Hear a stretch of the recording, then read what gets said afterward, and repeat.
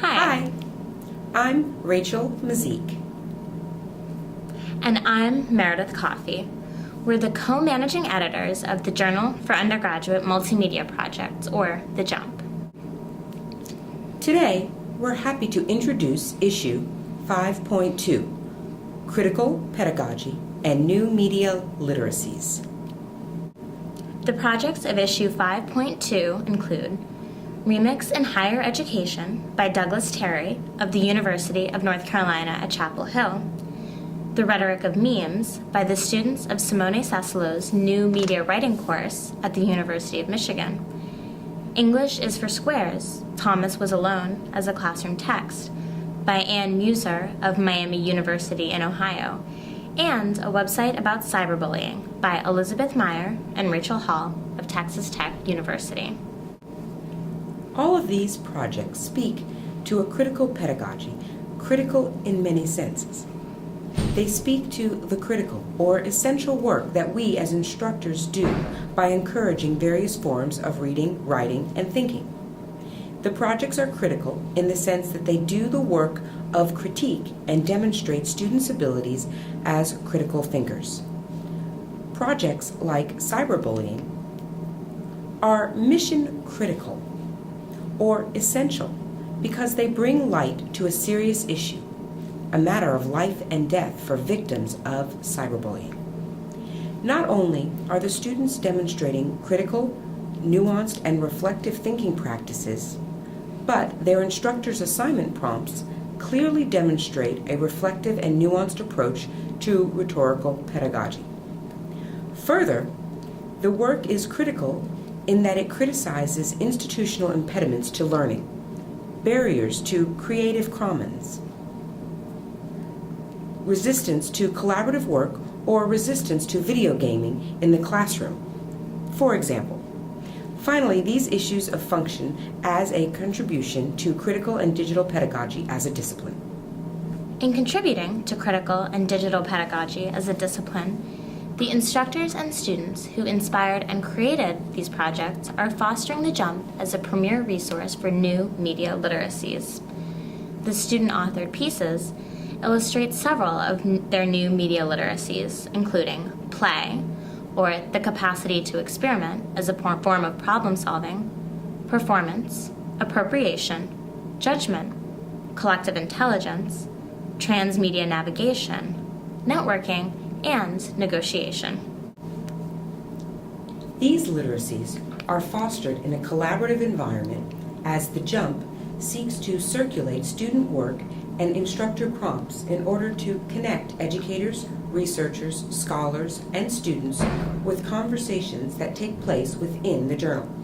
For example, responses from our editorial collective, as well as reflections from the students' instructors, are published alongside the student projects. The critical, collaborative, and connective nature of the JUMP occurs not only digitally, within the cybersphere, but geographically as well. These physical, geographic connections span across the country and even internationally. In keeping with our broad geographic reach, the projects of the JUMP issue 5.2 come from undergraduates at universities in North Carolina, Michigan, Ohio, and Texas. Out of UNC Chapel Hill comes Douglas Terry's website, Remix in Higher Education, which directly addresses the new media literacy of appropriation and remix in a pedagogical context.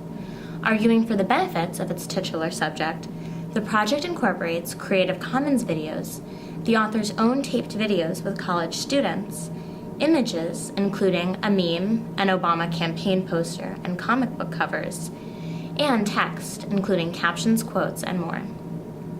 Remix in Higher Education also acknowledges boundaries, however, by encouraging proper use of Creative Commons materials and providing overviews of copyright and plagiarism issues.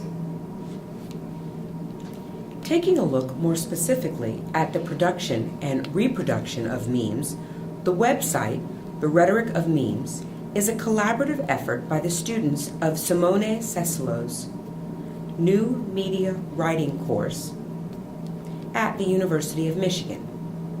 The project offers readings of 18 different popular memes, such as Condescending Wonka, The Most Interesting Man in the World, and Socially Awkward Penguin, using Bakhtein's theories of heteroglossia and the carnivalesque to analyze memes might seem like a surprising choice, but the student authors have collectively worked to produce readings that both provide insight into Chuck Norris jokes and innovatively bringing Bakhtein's ideas into a social media context, as one of our reviewers noted.